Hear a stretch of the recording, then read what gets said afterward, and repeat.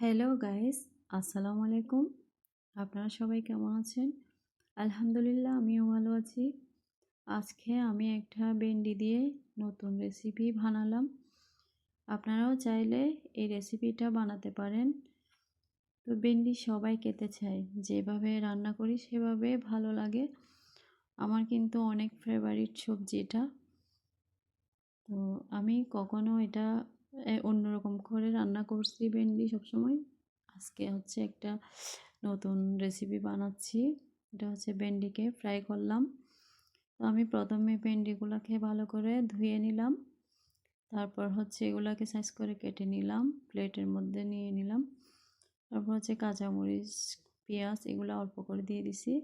তারপর হচ্ছে half table চামচ হলুদের গুঁড়া, হাফ টেবিল চামচ মরিচের গুঁড়া। তো পরিমাণ মতো মশলাও দিয়ে দিছি একটু। তো লবণটাও আপনাদের ইচ্ছা মতো দিবেন, স্বাদ মতো যতটুকু লাগে। তার হচ্ছে এখানে আমি কর্নফ্লাওয়ার ইউজ করেছি। তো আমি 4 টেবিল চামচ কর্নফ্লাওয়ার ইউজ করছি। আপনারা চাইলে বাড়িয়ে দিতে পারেন, এটাতে সমস্যা নেই।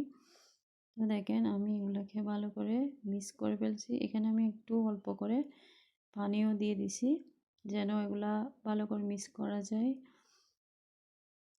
তো আমার সবগুলো ভেন্ডি মিক্স করা হয়ে গেছে।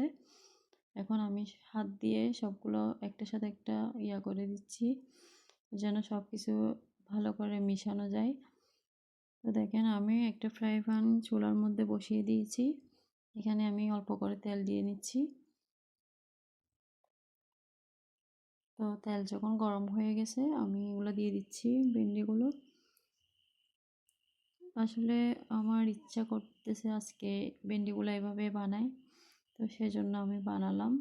জানি না খেতে কেমনটা হবে স্বাদটা।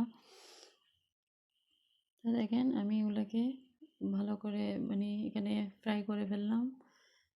আচ্ছা দেখেন একটু আগুনটাকে একটু কমিয়ে দিতে হবে। তো এরপরে আগুন যখন আমি এগুলো নিয়ে ফেলবো তখন একটু আগুনটা বাড়ায় দিতে হবে। এই আমি প্লেটের মধ্যে একটা টিস্যু দিয়ে এগুলো নিয়ে নিচ্ছি। দেখেন অনেক সুন্দর করে হয়েছে এগুলা। তো আপনারাও চাইলে এটা ট্রাই করতে পারেন।